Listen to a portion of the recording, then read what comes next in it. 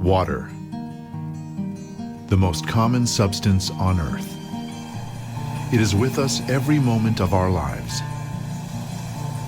Like the human body, the Earth maintains a constant amount of water. Depending on age, a human being is made up of 70 to 90% water. An adult drinks approximately 2.5 liters of water each day in order to sustain his normal life functions. Another 1.5 liters is absorbed through the skin during bathing or showering. Water has memory. Experiments done in many countries around the world have shown that water receives and makes an imprint of any outside influence, remembering everything that occurs in the space that surrounds it. What is water? In water researcher Victor Schauberger's view, it is a living substance which can die if it is treated poorly. Schauberger believed that water is born in the forest. It falls as rain, and it filters down through the rocks, gathering minerals and trace elements until arriving at the surface as a spring. At this point, water is full of mother substances ready to provide life. Its vitality depends on how it flows, or how it is forced to flow. Our systems for moving and processing water are designed from the point of view that water is merely a fluid, without life or energy. So we don't care how it's treated. We make water flow along straight channels, through cylindrical devices and other shapes that are never found in nature. We ignore water's natural path. It is well known that the water supply in many large cities is a closed-loop system. After undergoing aggressive chemical purification and passing through powerful filters, the water in these systems is returned to our homes, still remembering the chemicals and the violence it was subjected to. There are over 100,000 man-made chemicals, including pharmaceuticals, birth control pills, toiletries, and household cleaners. When the liver removes these toxins from our body, they get flushed down the toilet, where they then go into the sewer, where many pass intact through our sewage treatment facilities and filters, and are recycled back into our municipal water system, for us to consume once again.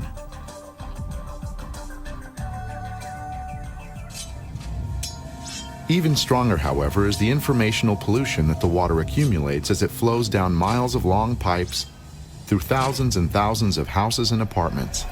Water from natural sources, unlike tap water, provides a wide range of crystalline formations.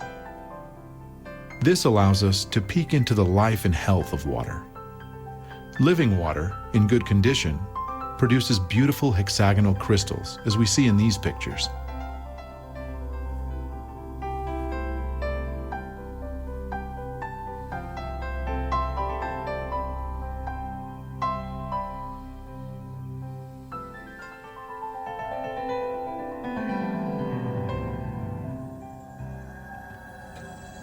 If water gets sick or dies, what we see changes dramatically.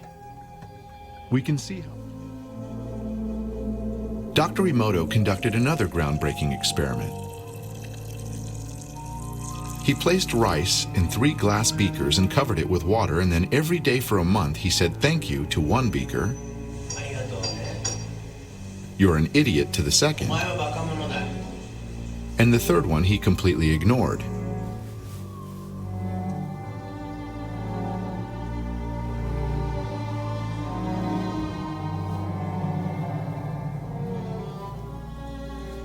After 1 month, the rice that had been thanked began to ferment, giving off a strong, pleasant aroma.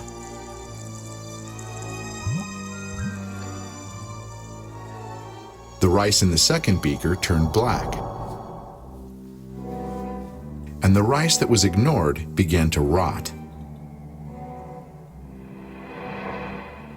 Dr. Emoto feels that this experiment provides an important lesson. The worst rice samples is the one that was ignored.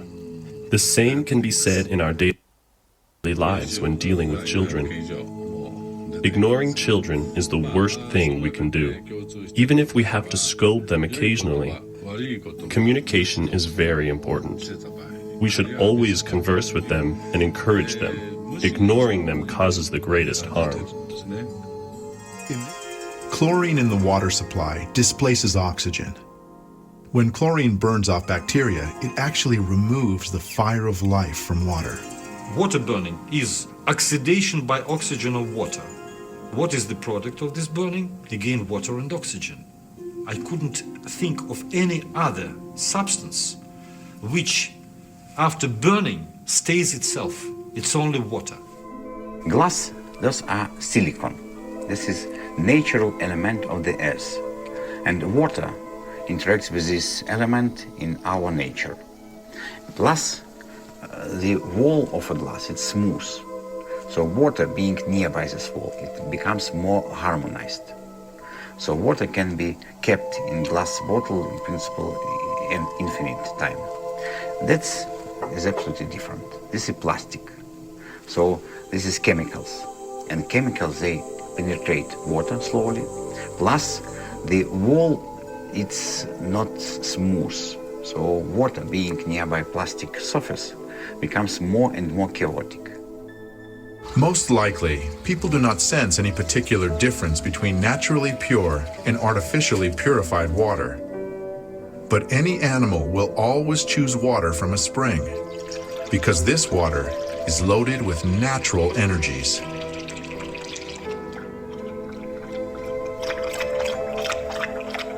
When scientists studied this high mountain environment and places where water is known for its healing properties, like Lourdes in France, they made an important discovery. They found that the pH level of these waters was highly ionized and very alkaline. While studying water, researchers exposed ordinary water to magnetically charged plates, creating a simple method of ionization, separating water into two streams, one alkaline and one acidic. The water from the alkaline stream significantly improves hydration because it is easier for the body to absorb. Water from tap or bottled sources is usually clustered in groups of 11 to 16 water molecules. During ionization, the water molecules are reduced to only 5 to 8 molecules per cluster. The percentage of oxygen increases significantly, which can be almost double the amount of tap or bottled water, allowing the body to maintain a proper pH balance. Our lifespan is directly proportional to the amount of antioxidants we have in our body. And water is an important carrier of antioxidants. If you drink water that has large quantities of hydrogen, along with the right surface tension and right mineral content, then it will slow down the aging process. It will keep our mitochondria from dying, which provide us with the energy of life. And so we can expect to live longer. Essentially, it is said that we should live to be about 120 years old, and we often die long before that. So no one really dies of natural causes if they die younger than that. They die of dehydration. What is acidic pH? What is acid? Acid is devoid of electrons, free electrons. What is alkali? Alkali is full of electrons. So our body should be slightly alkaline. What it means? It means that our body should contain enough electrons, or hydrogen atoms if you like, which will combine with oxygen. If we are acidic, then oxygen flows in, flows out, unused. If you don't have fuel, oxygen is useless. pH is a very important factor in overall health. To stay in balance, the body has to maintain its pH level because we're continuously generating acid wastes. When we eat, nutrients are transported to our cells and then burnt with oxygen, resulting in waste products that are almost always acidic. In a healthy body, our blood would pick up these wastes and carry them through the liver, kidneys, colon, or skin before removal. But worry, poor sleep and food choices, and environmental challenges limit our body's ability to remove acidic waste quickly enough. So the body compensates and transforms acidic waste to solid waste, storing the solid waste in less dangerous areas like arteries and especially fat tissues.